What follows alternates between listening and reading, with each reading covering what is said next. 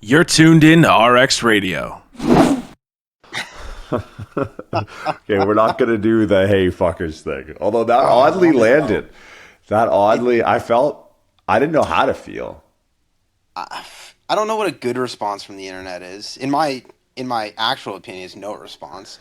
But in terms of like interaction, I found the internet loves it when you say derogatory things to them. That's so wrong, right? Yeah. It is wrong. But again, like the amount of stuff that comes across, like the internet, I don't know. I don't know where to go on the internet to find the things that used to be on it.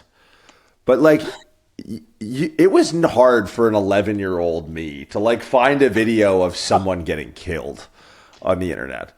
Yo, I've been getting the algorithm is working for me because I've been getting a lot of those on Instagram. Like Wait, people getting hit by cars and shot. that's on Instagram? It's on my Instagram. I'll start sending them to you so you get it. Please, look. I'm just clear of like I haven't texted Killian in a few days, so I'm stopped getting those advertisements for those stupid hats that don't cover his ears. It makes him look like he works at the docks. I don't need whatever fucking 4chan shit you got going on over there. I thought that was hard to find these days. No, it's if you're me, you just open up your cell phone. There's a lot of violence.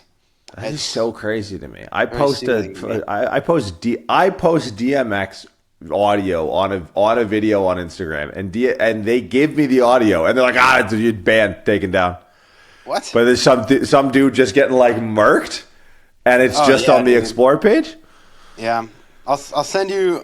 I'll copy the link and I'll text it to you, or maybe I'll email it to you so we'll scramble the algorithm so it doesn't pop up on your phone, But I'll get you some people dying on Instagram. I feel like the fact we're having this conversation, it's already. I'm gonna open my phone after this. It's just gonna be some dude like clap. Yeah. But the response to last week's intro, I don't know if it says more about the people or it speaks volumes about the internet. But I'm like, all right, we're gonna hopefully try and civilize it here a little bit. Yeah. The thing is, like, I fuck with the people that listen to the podcast. And that's why I'll say shit like that, because that's like, you guys are the homies. We've probably met the majority of them or interacted with them to some degree. So I'm recognizing a lot of names in the YouTube comment section. Right, which I appreciate. Like, thanks for listening, guys. But I'm still going to talk shit just like I would if you were here in the room with us. Wouldn't want it any other way. All right, so it's Wednesday, August 28th. PSL 1 goes up, or is up for sale currently. We're not going to belabor the point. If you guys want to jump in, this semester starts September 30th. Head on over to pre-script.com. That's it. That's all the bill paying we're going to do for today.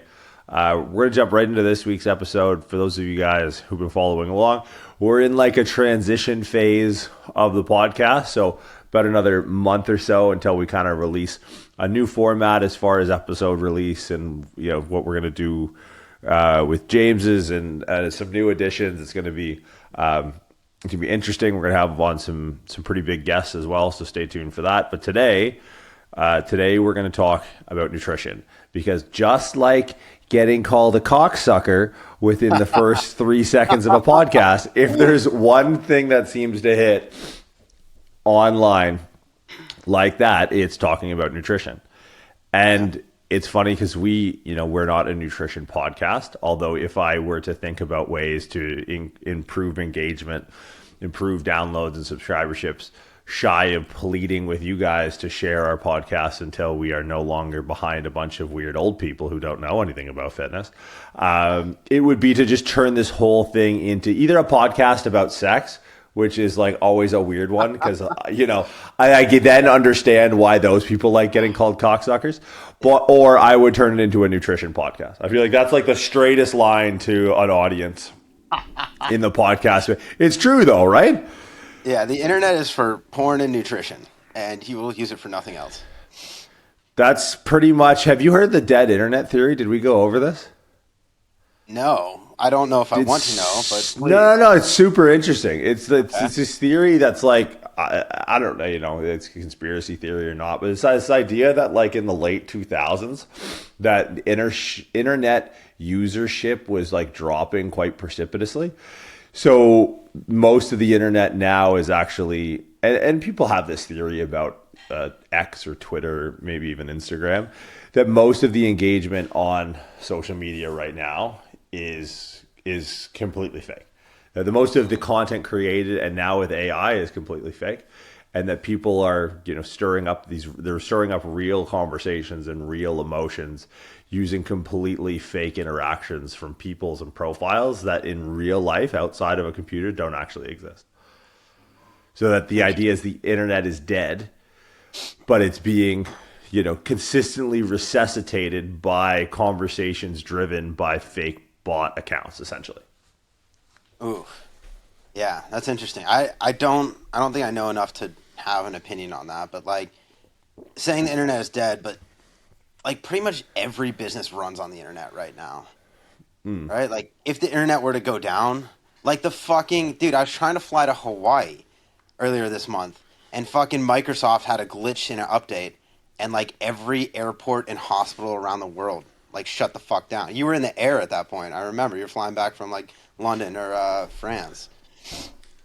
Yeah, the best. That was awesome because it's the one good part about flying Air Canada is that Air Canada actually runs with four chimpanzees and an abacus. So it's like any computer thing that was like, I don't know, there's four Yeah. monkeys in the back, just fucking like yeah. So the idea, the infrastructure of the internet is like still functioning, but it's Right. just all the engagement on the internet is manufactured, right? Like, and I had this theory with TikTok when TikTok started really popping off in North America. It was like, oh, if I was a business owner looking to compete with Instagram and I was to look to give its users or customers what they want and do it in a way that's more appealing than my competitor, I would be like, all right, well, what does Instagram like? What do people like at it? What is what is the addiction? What is the neurochemistry? What is the biochemistry? And they go, oh, it's like likes, follows, subscribers, shares, and all that. And they go, okay, oh, really? That's it? So if I just put another zero and another zero and another zero after that, like that, people are going to like the platform more. So I always had this theory that like, that there might be something to that, that to mobilize like I don't know, to mobilize like my aunt and shit into like arguments on the internet that she's actually not arguing with anyone. She's just yelling at a screen to use these apps, and that yelling is provoked by completely false, completely made up interactions. That's actually interesting, and the more I think about it, the more I believe it because of it is an algorithm, and the algorithm kind of pushes towards you one of two things: things that you interact with a lot, or things that people pay to put in front of you, right? So it's like we run a business, we advertise on Facebook, Instagram. It's probably the primary way that internet brands are advertising right now. Like TV commercials are dead.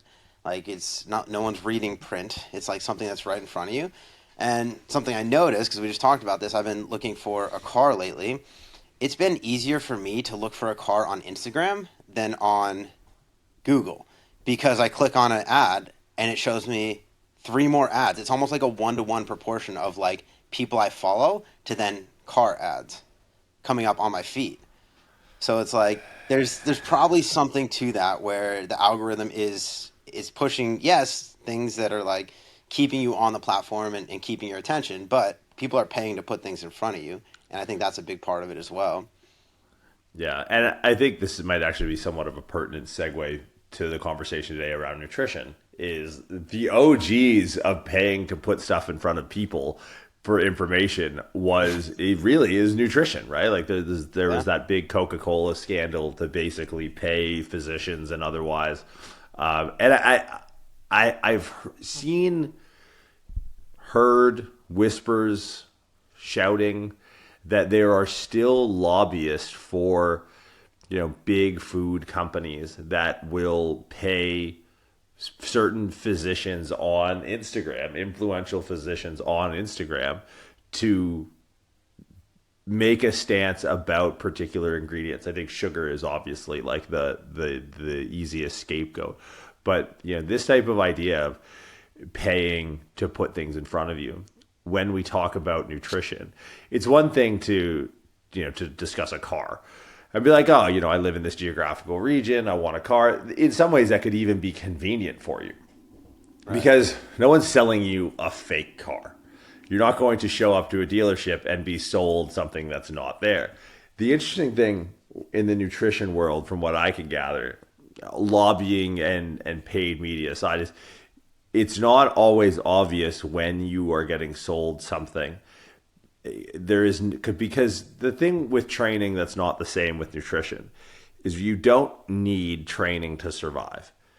Right? You don't need resistance training. So we can just kind of sit back and be like, I don't know, like that theory of resistance training is kind of dumb, or, that's a little bit overcomplicated, or, you don't really need that. Battle ropes, the fucking kettlebell around the head thing. You can live a long and prosperous life if I never take a fucking kettlebell and swing it around my head and call it a core exercise.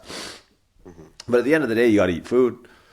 Right? You will not live a long and prosperous life if you do not eat food. It will be a short and opposite of prosperous life if you don't eat, or if you opt out of eating food. So there is like an emotional link to survival, and there's an interesting debate going on. And I think people need to realize that once human beings got out of the food chain, because there's a lot, and this is like, I'm going to try to not dig too deep into the metaphysical here, but there's this debate that goes on in some circles: is our survival optimized for truth, or is our survival optimized for survival? Right? A lot of people think that our survival is optimized off of truth. And it's like, well, no, that's not, because we can think of so many cases of like, well, no, we haven't survived to optimize for truth, because sometimes a lie could save your life, or like the assumption that something is true that isn't could save your life. Right? Yeah. Yeah. I mean, I don't think I'm under the belief that we're optimized for truth. We're surviving, seeking truth. That'd be a hard sell for me. I think we're definitely surviving, seeking survival. I think it could exist chronologically. I think when we had to survive, then surviving based off of necessity and survival, like optimize for that end result, because you can think things that aren't true and it can save you. But I think once we're out of the food chain, like where we're at now and like the intersection with the world, I think it would probably be best for our survival, seeing now that we are not in the food chain and have not been in the food chain for some time, and we seem to be able to wield our external environment to our advantage.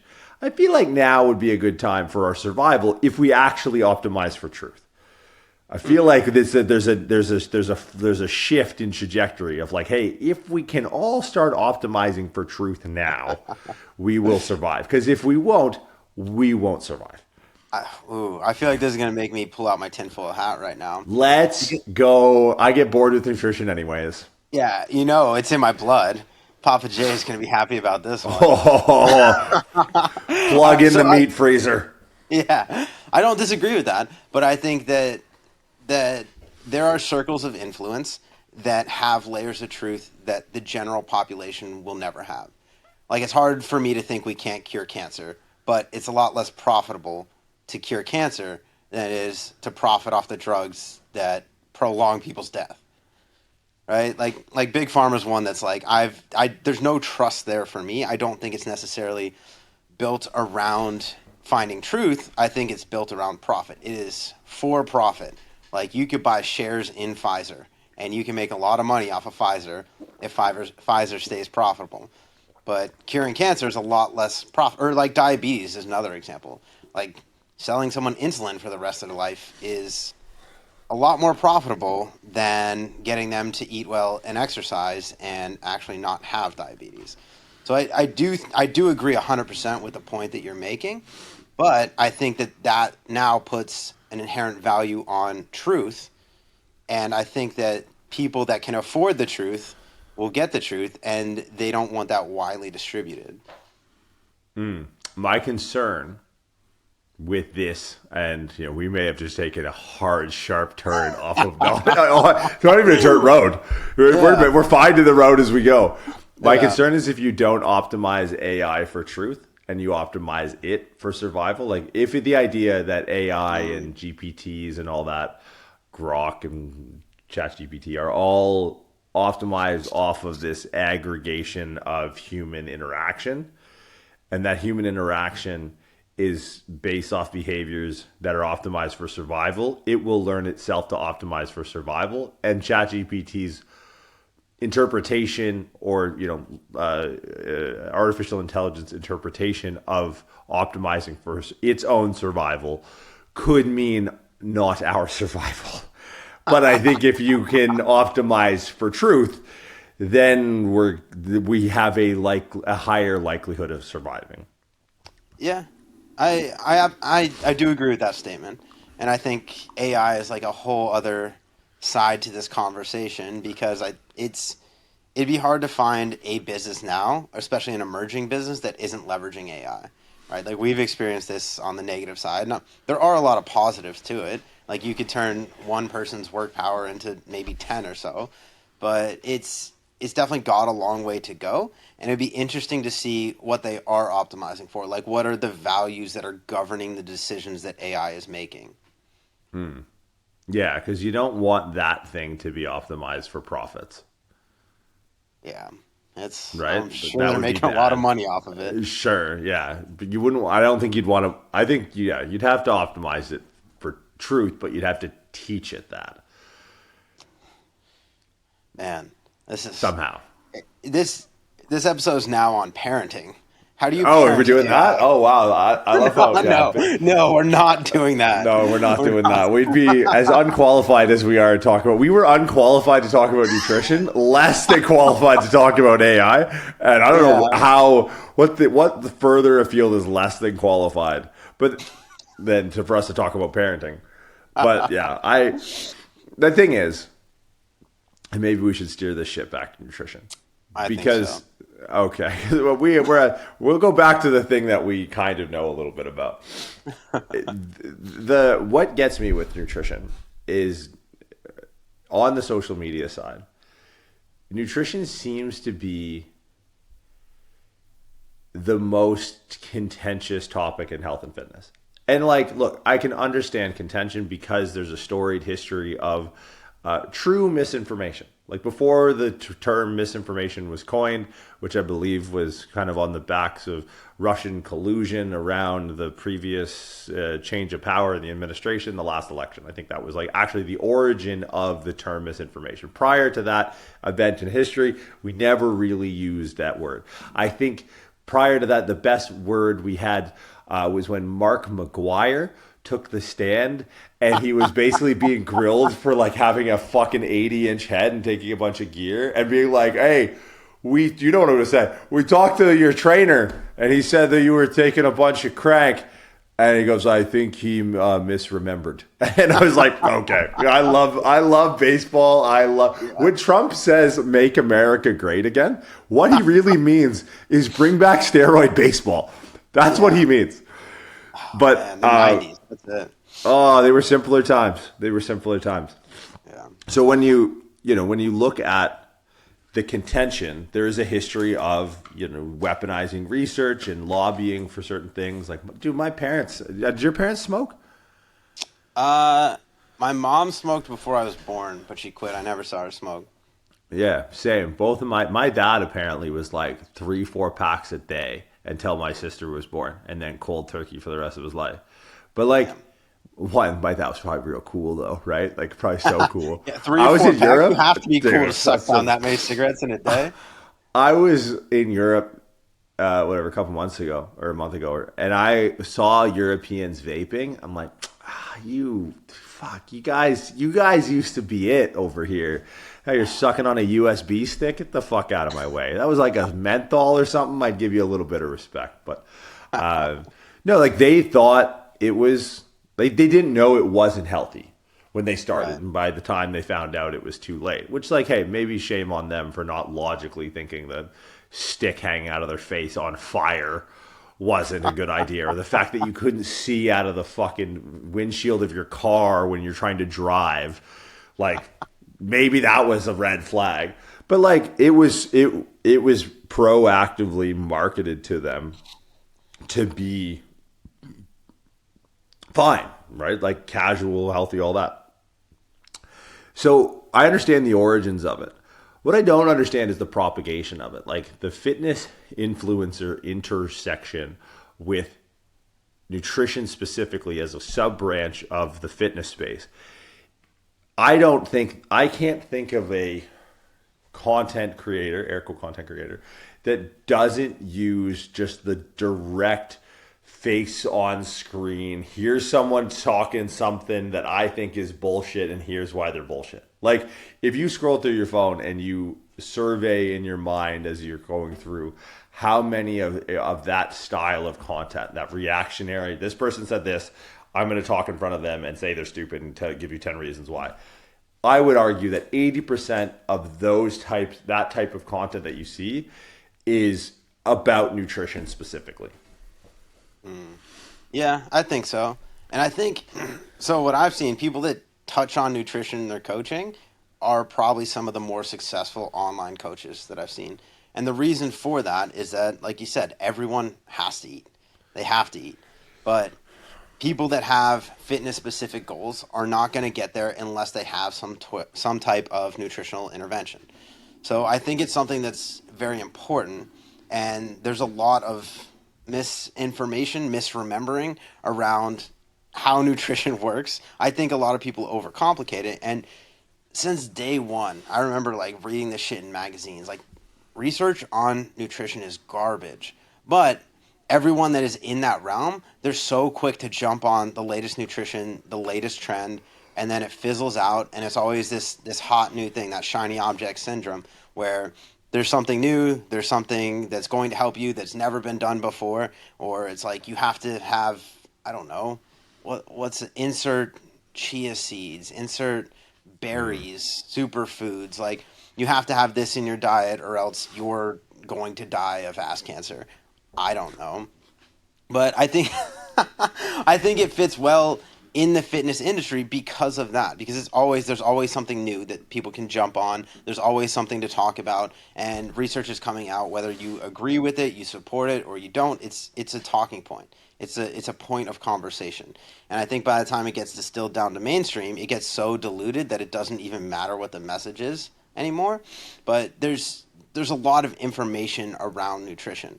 And I think that's what makes it such a hot topic or such a profitable thing in coaching, is because people are just being inundated with all this information and they don't know how to interpret it, comb through it, what actually matters. And for a long time, it was something I kept up on. It was a part of training and fitness that I actually enjoyed learning about until I realized, like, none of this fucking matters. Like, just like the shit that we do, like there's principles that you have to abide towards. And if it's, macronutrients, micronutrients, if it's, maybe nutrition timing, maybe not, but calories in, calories out, there's certain things that you can't really get away from. But the further down these rabbit holes you go, the less useful the information is. So that's something that I think that people seek out in terms of coaching, is someone just to interpret that information for them, because it's so readily available and it's so low quality. One of the things that I advise, because like I'm a big believer of constraints, right? I think if you can, reframe problems, you can find the solutions. And I think one of the problems, it's helped me tremendously in navigating sort of my nutrition over the years. And it's been, I've had my challenges given the lifestyle, but I've wrangled it as best as I could manage. Off the jump, I think one of the things that's most important to realize about nutrition and how it intersects with your client's goals and your goals is that every goal you have is a nutrition goal. Yeah. Every goal you have is a nutrition goal, training or otherwise. So if you're dealing with someone who's in great shape, who's not in great shape, who wants to lose 5 pounds, lose 10 pounds, if you have someone who doesn't really care, if you have someone who's like, no, my nutrition's pretty dialed, it's like, no. There's every problem is a nutrition problem, right? If you're not where you want to be in work, like your job, in your relationships, I like firmly believe this. Like you can, it's funny. So people are so quick to go down like the self-help rabbit hole. And if we wanted to veer off from a nutrition podcast and try and hack the podcast world, the next topic other than sex would probably be something along the lines of self-help. I think there's nothing more you can read all of the Daily Stoic you want. You can bang on about Marcus Aurelius. You can post your Calm app. If I don't see a bicep vein, I'm not seeing a reflection because right. Well, and but dude, I struggle with this because when I can, the only thing you can control is how you react. And that's if you don't believe this whole thing is a simulation, which that is a tinfoil fucking top hat. But it's okay, if you can't show me some restraint around food to reach whatever your goal is, then if you're putting stuff in your face, and look, we're all guilty of this. I'm guilty of this as much as anyone is. But there is a direct correlation in my life between going, hey, this does not serve me. I am not going to partake in it. And that action of I was in Chicago a few months ago, and I literally said those words out loud. The Chipotle guy grabbed me the wrong order, which is hey, that's the risk you run of ordering as much fucking Uber Eats as I do in places I don't live. But the order was fucking banging, dog. I was yo, this guy was gonna have a day. And I was just landed in Chicago. I fuck with Chicago. The weather was nice, gonna walk around, but I was starving, to flow out of Bishop Airport, up early, out the door, probably just got back from another flight, got another flight after that a few days later. And I got it, and I was oh, yeah, and it was just chicken and rice, double chicken. I would have eaten half the rice. I got it down to a bit of a system now. I know what the order is. I order every time I land somewhere if they have a Chipotle there. And, I pull out this, motherfucker should have just ordered Taco Bell at this point. Dog, this is not what we do at Chipotle. This is not what it was built for. And I had it, and the thing was the size was one of those iguanas burritos from San Jose, those Burrito-Zilla things. And I was oh my God, yes, I'm going to house the shit. And it had there was sour cream on the side. Cheese was coming out of it. And I was I haven't had fucking cheese on a burrito in a minute. And I was I was about to eat it. I was this doesn't serve me. This doesn't serve me, right? Because I got to finish rewriting the level 1 manual. I got to finish rewriting the level 2 manual. I got to finish so many things that are going to require me to do the thing that I have to do to get done what I need to get done. And if I eat this, it's setting me back. And you can read all the self-help and you can talk about meditation and all that. But if you fucking eat that burrito, it's not worth a goddamn. Because that's where it's anyone can sit in the corner and relax cross-legged first thing in the morning.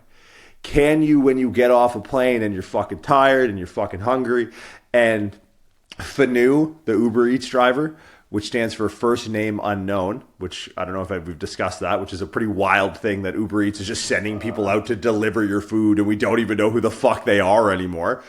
Grabs the wrong fucking bag and Chipotle. If you can't fucking sit there and be no, this is not consistent with my goals, then you're missing the boat across the board. So that's gripe number 1 or thought process number 1. When I tell people hey, look, every problem you have is a nutrition problem. Period. You have issues at work. You have issues with because it's usually emblematic of your inability to make the expedient decision instead of the right decision. Right. Yeah, I have a couple thoughts on that, and I absolutely agree with it. Every problem can be boiled down to a few things, and I think nutrition, it covers a lot of those things.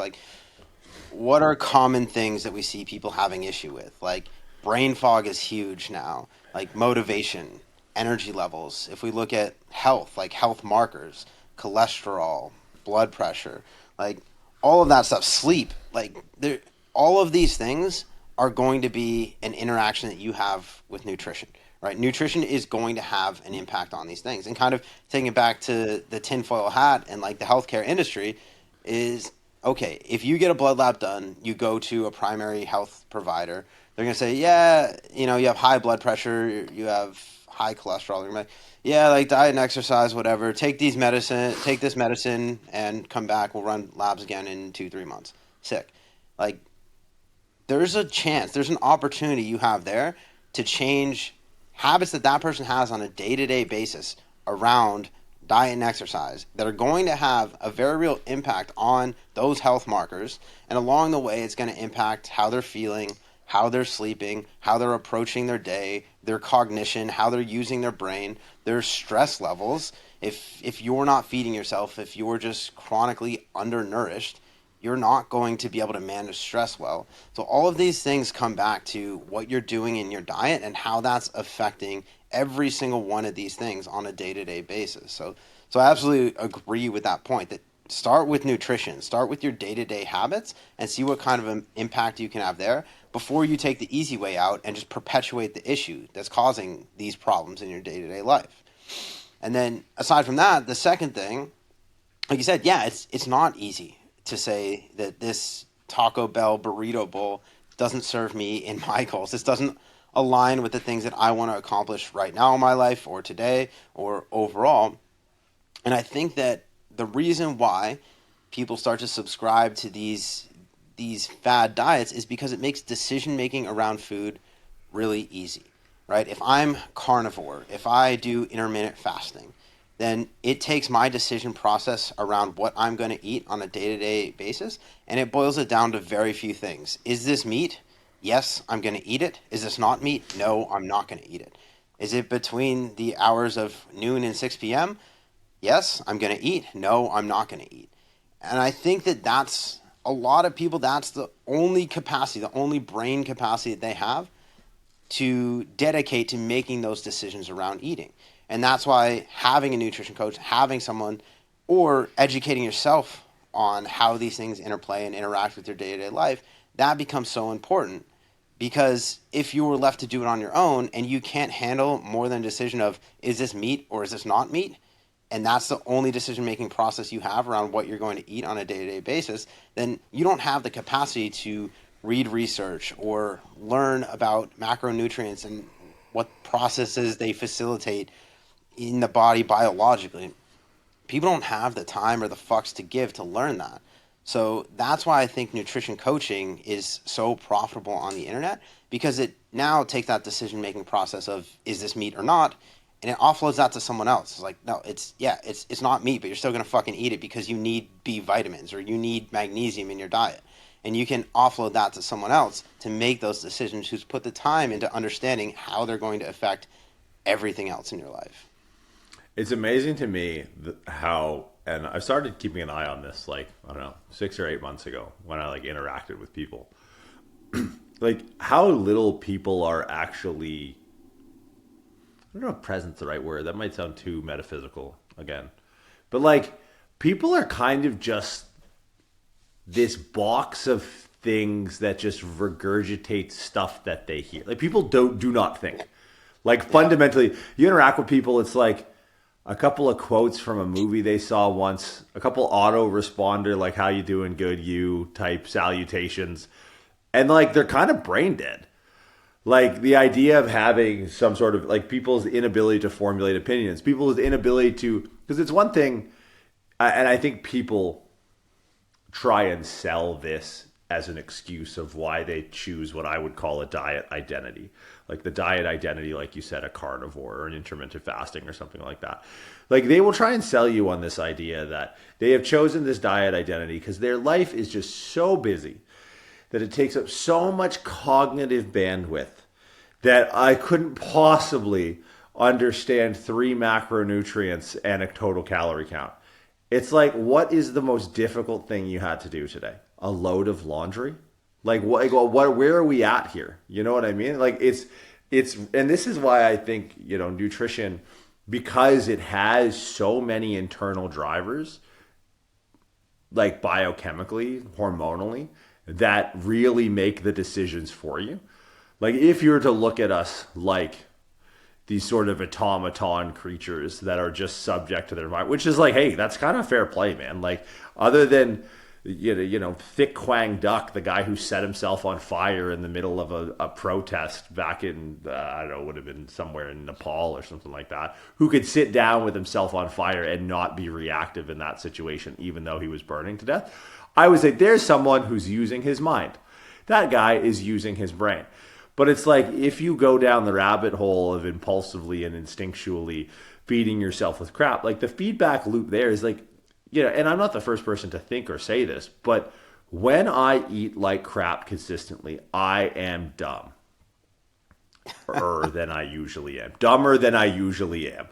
If I have a hope and a prayer of being like slightly operable in this world, it's like, I wake up and I love food. I've been damn near 300 pounds before. That's why I got into the sport of powerlifting. But like each meal for me is like a bit of a victory. It's like it's like relapsing. It is in some ways, but not in the other ways. Like, don't be the person, please. And I'm sure we've talked about, don't be the person who goes, sugar is like crack. Really?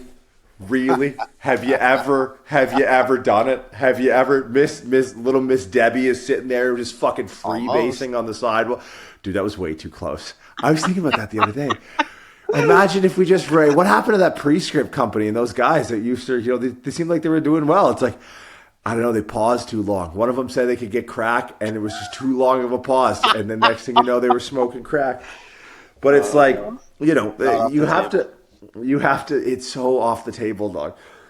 You have to understand that, like, most people, and I thought about this, I thought about having to describe thinking to people who don't think. And I've come up with something to the effect of like, imagine what the comment section it's like a comment section of a post you make in your brain. Like, I was talking to someone the other day and I was like, oh, you're not getting it. It's like, okay, I gotta hate how teach you good why. that analogy is. But you know what I mean? It's like, let's imagine what the comment section in your brain would say if we posted this idea. Like, oh, that's bad. It's like, right, because you weren't thinking. Before you open your fucking mouth hole, post it on the feed in your brain and then imagine what the comments are. That's how other people are going to interpret the dumb shit you say. And I'm like, dude, I'm so exhausted. But so, the biochemical, the hormonal stuff aside, if you are to change your state to make better decisions and think, its inputs are going to drive outputs. I think and then it starts to snowball on itself. But when you look at the habits you form by nutrition, and it's a nice analogy and it's good wordplay, but how people digest nutritional information and the time frame, and how people impart on different diet identities and strategies, I think the biggest problem is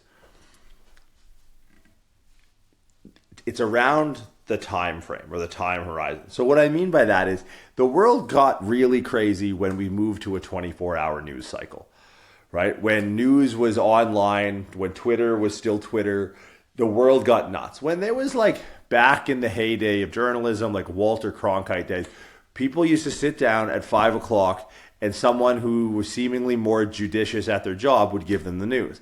And that cadence of like every day at 5 and maybe like Sunday at noon seemed to feed that machine enough so people were informed about whatever they were informed about. And it was obviously an imperfect system. But, you see the what would be the right word? The sensationalism cycle, if you will, shorten and shorten and shorten. By now, the 5 o'clock news, now it's morning news and night news. Now it's just fucking 24/7. Research around nutrition, I think, should be limited to quarterly releases in one journal. Now, obviously, if you have that kind of power, there's a lot that can go wrong. But if you could put together a very judicious group of academics and they release research on a quarterly basis, I think that starts the solution to the problem. And so here's how this trickles down and solves the problem down to the individual. If you're consuming information about nutrition on a far less frequent basis, you get to apply and test the efficacy of this. So you are more you are more skeptical of deviating research away from that principle, right? Because you can see things within the course of, of a couple of weeks go, research says this is good. Well, research says this is bad. But there's not enough time to see whether or not it works for you. You're just going to be like, good, bad. But if there was a journal that only released once a quarter, so 4 times a year, and you got to like, hey, I'm going to have 3 months of like, oh, wow, superfoods, acai. Is that how you say it? Quinoa? It's quinoa. Oh, okay, quinoa. And then like 3 months later, quinoa causes cancer. It's like, well, I don't have cancer and I kind of feel better. I've lost a lot of weight and some of my blood markers have changed. So I don't know. I'm going to wait to see next quarter what they're doing with quinoa. But I'm going to fucking keep eating it. And I think from that, when I talk to people, most of the athletes I work with about nutrition or work with on nutrition, it's like, hey, I want you to look at the week. I want you to look at the week. Don't necessarily look at the day. And again, it's expanding this time horizon. It's framing the problem in a way that becomes easily solvable. Because one of the things that broke it for me was like, hey, I can now do an inventory. If I know that you and I are going to go out for a dinner on Friday, we don't go light. Unless we go every night of the week when we're... right, you go fucking insane. Like not even... going out to dinner with you is just like... I feel like they come to me like, here's your salad, bitch. And then they're like, sir, your fucking 100-ounce tomahawk. And I'm like, oh, this motherfucker. But like, if I know we're going out on a Friday night and we're going to go eat, and I look at my weeks, I look at nutrition for me by the week. And I go, look, at the end of 7 days, not the end of 24 hours, have I gone under what a 7-day calorie deficit would be? Have I hit what would be adequate protein, carbs, and fat across 7 days? Because, and this is where something that I've seen in research lately, like actually, and I'm not just making this up, is, we were, when we were kids, we were taught, or we were sold this idea of like an anabolic window. I'd be the first kid out of the gym slamming food in my face. And look, at some point, if you train for a long enough time and you sleep for a long enough time and you want to eat a certain amount, you kind of just like don't really have a choice. Like logistically, I have to get this food in because I need to get X amount of calories, and I'm not doing it because I'm, some anabolic window, but because I have to eat 6,000 calories and I'm going to wake for fucking 9 hours that I'm not training. So it's like what they're seeing now is the anabolic window, that 3 hour or less window, doesn't seem to be really necessary in stimulating muscle hypertrophy or give you any advantage to someone who eats outside the window but still hits those thresholds, which I think we're starting to see. Like one of the things that has emerged in research lately is the amount of protein that you can use coming from a single meal, right? They used to be like, oh, you had to dose like 40 grams per meal or something like that. And what they're seeing now is you can see upwards of 100 grams per meal still be useful to where, and it's like sick, great. So now if I look at that across the course of a week, I have a little bit more leeway, but I still am able to hit these things, but it allows me to focus on the things that matter, right? So I just think when I run into people who have issues with nutrition and I'm starting to try and fix the habits on nutrition, I give them a little bit more leash and I go, can you solve this problem in 7 days? In 7 days, can we be at a position where, you've eaten under this amount of total calories, but you've hit this amount of total protein and this amount of total fat and this amount of total. And then all of a sudden it's like, okay, like it's not fully flexible. Like it's not like, we're doing IIFYM, right? Because, we haven't got into like the performance side of things yet. But I think it's a really useful tool to understand like, hey, why are people so sporadic with nutrition? Why is the advice? It's because the engine of thinking that does the thinking for them is moving too fast, right? Like if you only did a deep dive in nutrition every quarter and you just stuck with something that adhered to some very basic principles, like, hey, I'm going to get a calorie deficit from only carnivore or whatever it is, and I'm going to see how I feel. And then some research comes out that's anti-carnivore or pro-carnivore. It's like, well, you have your own data, your own anecdote to pull from. And then as we extrapolate that information on a less frequent basis, I want people to actually, I want them to start assessing their own nutrition on a less frequent basis. Like I say, hey, I want you to weigh in once a week and I want you to be tracking your macros for the week, not for the day.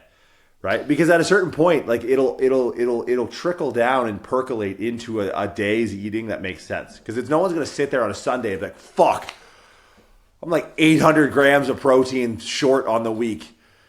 And they're just going to sit there and fucking just pour protein powder down their face. It's like, oh, okay, if I have this as a framework, I'm reverse engineering from 7 days. This day should probably have this much, which is this meal should have this much. Everyone tries to build out from like the meal that goes in their face. And then it's like, no, start out here and then work your way back. Anyways, that's sort of my that's how I frame shift nutrition. And I think that's a large part of the problem is that nutrition information has entered into the 24-hour news cycle. And when really to be efficacious, to be ethical, to be applicable, I think we should be digesting nutrition information on a quarterly basis. I think there should be a journal that only releases 4 times a year because it's like we know, and it's not going to be, I don't think we have a smoking in our midst. Right? I don't think we have a thing that's like we're doing that's, oh my God, if we stopped fucking podcasting, we're going to live to be 130. We needed to know this 2.5 months ago. Like I think we're pretty good. Yeah, I think in my mind, a lot of it comes down to just the personal responsibility that it takes to take ownership over feeling the way you want to feel, right? Like you have control over this in the decisions that you make on a day-to-day basis. For the most part, there's always going to be like chemical imbalances and shit where people, yes, they'll probably need medication. But if we talk about like physical, psychological, hormonal, which is going to actually impact both of those things, I think that you have the responsibility to learn the things that are going to make you feel the way that you want to feel. So this kind of, in my mind, it came to me as you were talking, but I kind of developed this mantra early on in life from wrestling. In wrestling, there's a lot of things that you need to learn to become a good wrestler, a well-rounded wrestler. And it can be exhausting having all this information and having to learn it and become proficient with all of it. So the kind of mantra I would tell myself, and it carried me to this day, honestly, like I still remind myself of this, is you only have to learn it once. And it makes it very manageable, is that I'm going to learn this one time. And it kind of carries into the way that we approach everything we do through our business, through our training, through our lives. I'd imagine is a lot of it is based on principles that you cannot get away from, you cannot get around. And there are those things present in nutrition. So if you take that approach that I only need to learn how to manipulate macronutrients to manipulate body composition one time, then you now have that skill. And once you have that skill, you can now make a decision. Do I want to deepen my understanding or do I want to broaden my understanding? Because I now have this thing, this foundation that I can build on top of, or I can dig deeper and I can see how deep I can go into this. That you can go, nutrition timing, you can go into micronutrients, you can go into food selection and all types of different things that you can deepen your understanding around, not just macronutrients, but everything that encompasses the meals that you make up on a day-to-day basis. Or you can broaden out and you can think about different types of manipulation of nutrition, flexible dieting, intuitive eating, all types of different things. But if you learn the principles and you learn them one time and you learn them well enough that you can put them into practice on a day-to-day basis, then that's going to give you the tools that you need to now have it come from an educated place and make a meaningful decision around the impact that your nutrition is going to have on a day-to-day basis. So that's the way that I approach all of these decisions, is that if you're confronted with something as big as nutrition that's going to impact you every single day of your life, there's a responsibility on your part to do enough learning, learn it once, learn it well enough that you understand how this is going to have an impact on your day-to-day life. Because if you're looking a certain way and you don't want to look that way, if you're feeling a certain way and you don't want to feel that way, it's your responsibility to change that. No one else has the responsibility to pull you out of that and teach you the things that are going to fix that for you. So if you're someone that's subscribing to these kind of mindless thought processes around eating, where it's just like, oh, this is not meat, I'm not going to eat it, you have not taken the responsibility to learn the things that are going to get the changes that you want. And that's kind of my all-encompassing view on nutrition. And of course, we can go down different routes and kind of see how that plays out. But I think there is like the buy-in for any of this is personal responsibility. You need to be able to take responsibility for the consequence of the decisions that you are or aren't making around what you're eating. Yeah, it's funny because the old "how you do one thing is how you do everything." Like, I'll listen to people proclaim their nutrition identity and then discount the other parts of the world around them that use the same lack of thought process to make decisions. Like, politics is obviously really big right now. We're in an election year. There's a bunch of crazy shit happening thanks to the 24-hour news cycle. We are aware of, probably not all of it, but we're aware of what they want us to be aware of. And I'll hear people who are carnivore. Like this, there's some famous podcasts out there, and I don't want to go on a bit of a rampage because podcasts are already ripe enough with misinformation. There's an irony when I hear someone say, "I'm a carnivore. I eat carnivore. I just eat meat. You should only eat meat." And then when that person then turns around and then goes, "Well, I'm not a liberal or a Democrat. I'm liberal on some things, a Democrat and others. Like, I'm pro marijuana, but I'm anti-abortion or whatever." And I'm like, and they look down on people who identify solely with a political party, right? And this is like, I'm talking about one podcast in particular. And it's like, when we, you can't just say you're a Democrat because then you just need to I have to sneeze. You can then, if you say you're a Democrat, you just are blindly following the tenets of this and whatever the Democrats say you do. It's like, if you are calling those people unintelligent for towing the party line, and then you look at this massive part of your life that actually matters, right? Because this is things that you're doing and taking, like you said, personal responsibility for. And you're just partisan. You are partisan to the thought process of this eating ethos that you've adopted. And so quickly you will look at other facets of your life. And when other people, apply that same broad spec logic and go, "Oh, this guy doesn't think, he's just, he just toes the company line, whatever, he's an idiot." It's like, are you an idiot for only eating carnivore because you just toe an ethos company line? You have this diverse opinion about all of your different political views, and on same-sex marriage, I'm this, on gender rights, I'm this, on pro-gun, I'm this. And it's like, okay, you have these itemized list of thought out, I hope, opinions on each one of these subtopics of politics. You think people who don't have that and who just ascribe to a certain camp are dumb because they don't have that very a la carte way of thinking about each issue. Then you turn around to the food you put in your face 4 to 6 times a day, 365 days a year for your entire life, and you go, "I'm smart because I toe the company line, just do that." It's like, sorry, you can't, that to me, you know what I mean? It doesn't logically compute in my brain that same system that goes, "You don't think you're dumb," goes, "I'll just eat this or eat between the times of this and this." Yeah, that's a great analogy because I don't vote because I don't have the time it would take to do the research to understand the responsibility it takes to be able to say, "I endorse this person." The difference between that and eating is I have to eat or I'm going to die. If I don't vote, the same thing's still going to happen that was going to happen anyways. So I think that's a really good analogy. And I think people don't take that responsibility seriously, or they don't understand what it is. It could be that level of ignorance where they really don't understand how much this is going to impact their life. It'll impact you more than politics will. I tell you that for free. Yeah. It's wild, people's inability.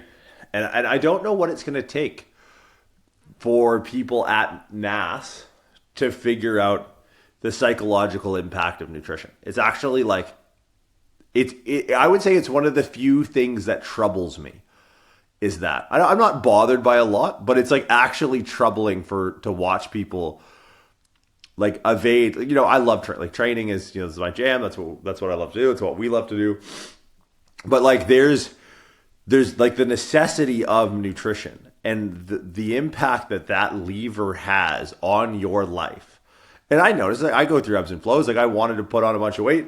And I kind of know what's coming.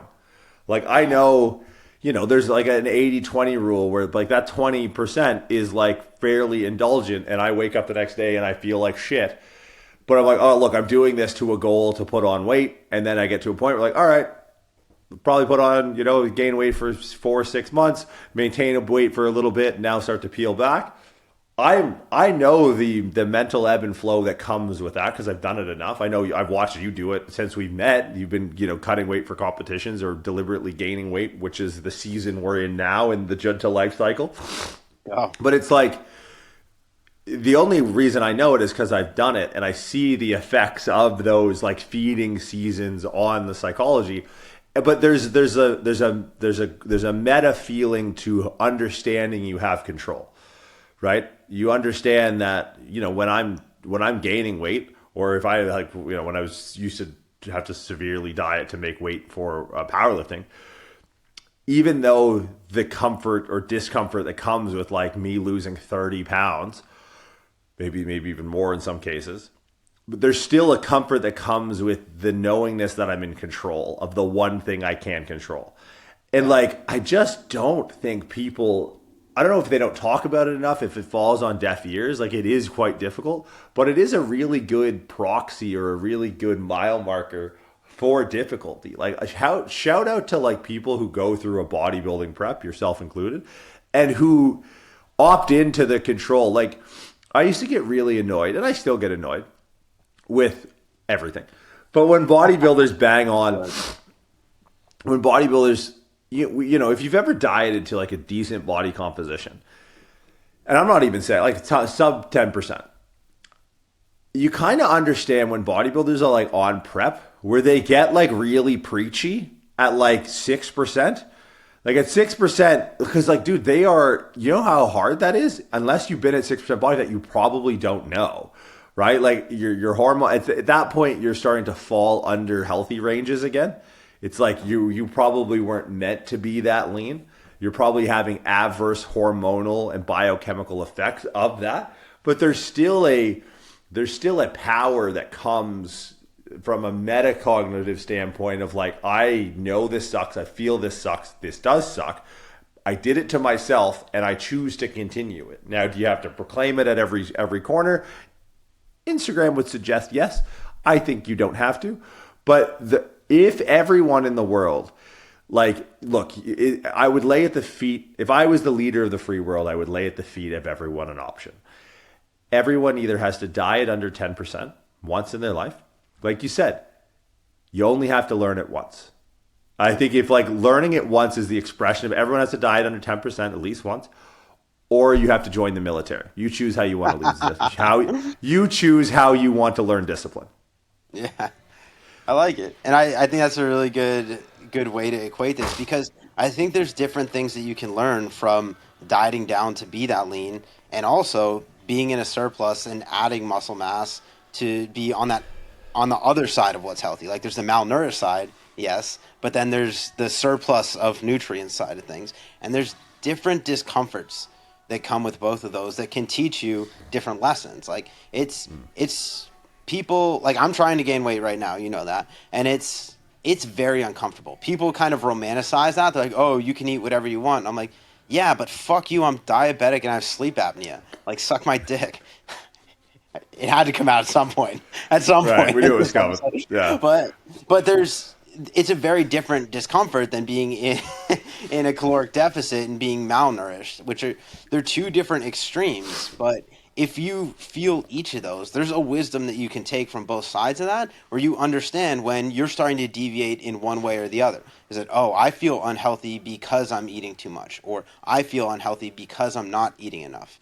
And that's an experience that you can take. And now, again, you only have to learn it once. Once you understand that, once you have an understanding of what that feels like and how that manifests in your day-to-day life, then you can correct towards center. But I think most people, they don't have that ability. They don't have the control or the experience of being in those states, so they don't know how to manipulate one way or the other. Yeah, I think it's funny you mentioned the other side of the equation, like the gaining side and the losing side, and that they both offer different insights. like one of the things that I didn't realize or I couldn't discern personally when I started really taking control over my nutrition is the difference between being tired and being hungry. It sounds so stupid, but like, you know, I low energy. There was a long period of time. I sleep better now. There's a long period of time that I didn't know that my hunger was being driven by the fact that I wasn't sleeping well. That's like, no, idiot. Like, you just don't have energy because you haven't fucking slept more than 4 hours in like 5 years. And then I started sleeping a little bit better. And then I started eating a little bit better. Then I started getting a little bit leaner. And then I started to know what real hunger was. And then, oh, wait, now I can discern where it's like sometimes, and I got to a point where I couldn't discern being thirsty from being hungry. And I was like, because you think about that and you're like, no, certainly I know when I'm thirsty. It's like you kind of know when you're thirsty when it's like too late. Not like you're going to get dehydrated and die, but like you kind of know you're thirsty when you're past a point of dehydration where it's probably healthy for you to be walking around. Like you'd be better off just having a more consistent fluid regime throughout the day so that you don't ever feel the feeling of thirsty. But like I had to go through a phase where I learned that sometimes when I thought I was hungry, I was just thirsty. Or sometimes when I thought I was hungry, I was just tired. And then, but it was going through these tracking processes. It was really like setting the goal of like, I'm going to, improve my body composition and now I can just like I woke up 5 minutes before we started this thing. Because I was up super early. I didn't sleep well. I've been on the road a lot. This room is brighter than the room I'm using. And I was just like, woke up at 3. I was like, fuck, I'm tired. I went and trained. And I was like about to sit down and eat lunch. And I'm like, I'm just tired. And I just hey, Siri, set a timer for an hour and 10 minutes. And I fucking laid down in bed and slept until right before the podcast. And, I'm getting a little something right now. It's been a while since I've eaten. But like those things you learn on the downside. And then on the upside, and upside not being like relative to good or bad, but like on the upside as the scale is concerned, as you gain weight, there is a discipline that comes with that, right? There's how much food of this, there's a point when you gain weight and depending on where your body composition is at and the better it is, the more challenging this becomes.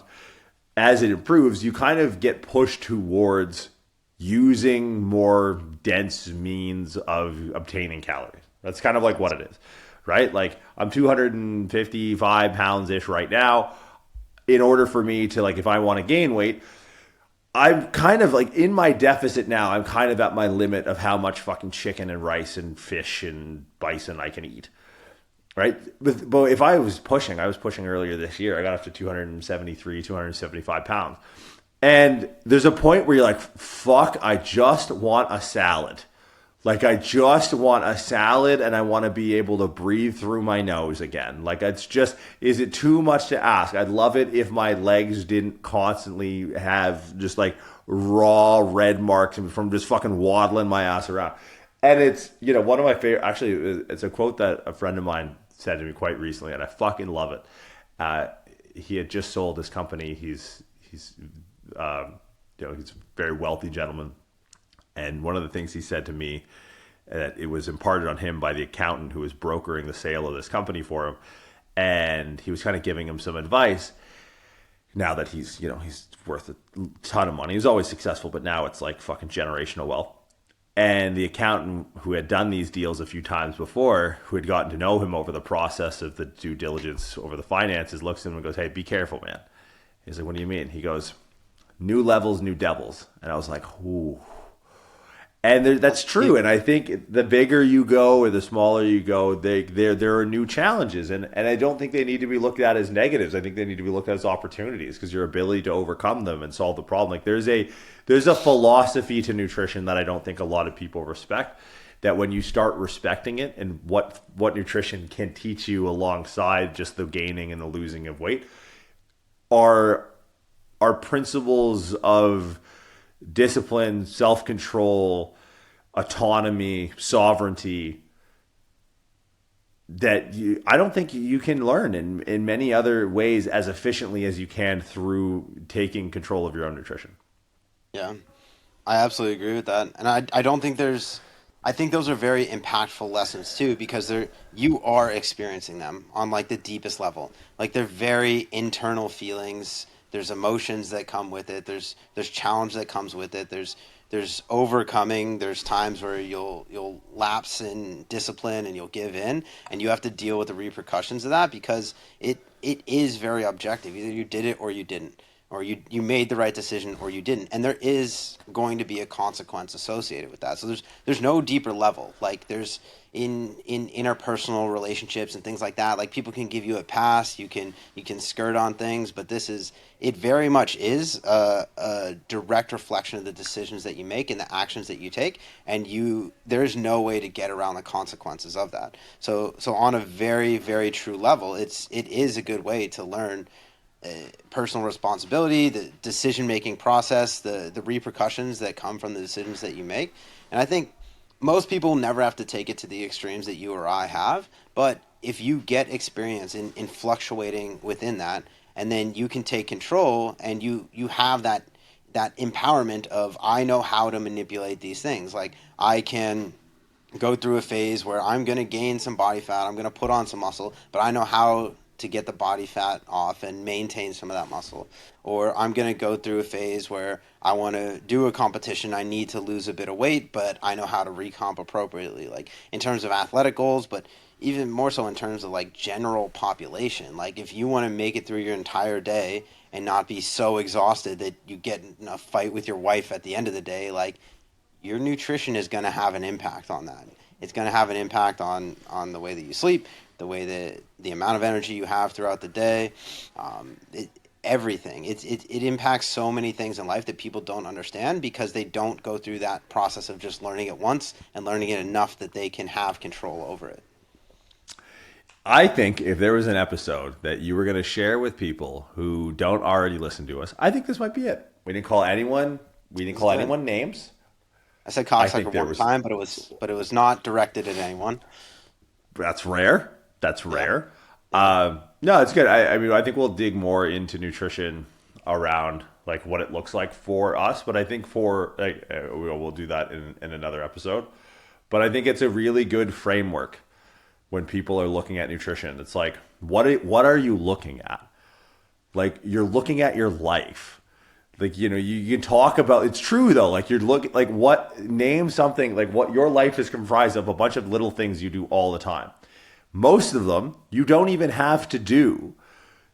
There's like only a few things that like you are compulsory in order to survive to. Like there are things you do every single day. Like we check our phone. Maybe we like go get a coffee when we feel like we need that to survive. We go train. We don't technically need to do that to survive. So it's like when you look, it's basically sleeping and eating are the two things that if you don't do, you will die. And like water, right? So it's like when you peel back all of the externalities, all of the noise, and you're trying to find a straight line to personal development, go to those three things that are going to have the biggest impact, but are also the most difficult to control. Yeah. That's it. I think we did it. I feel accomplished. That's good. Because a lot of podcasts I do for me. And I go, well, I feel better. And it saves on the therapy bill. And I'm sure it adds to yours. But this one I feel like, we're turning over a new leaf here. And really what we're doing is we're coming for the boomers. So if you don't like old people and the fact you can't own a home, don't let them own podcasts. Subscribe, RX Radio on YouTube. Follow social media at Red, White, and Jordan. White spelled WITE. At the _muscle_doc. At RX Radio. iTunes, Spotify. And share with your friends. Let them know that, hey, these guys aren't that insane in this episode. But hope you guys enjoy. L1 up for sale if you're so interested. www.pre-script.com. That's it for this week. We'll see you guys next week. Thanks for listening, dear friends.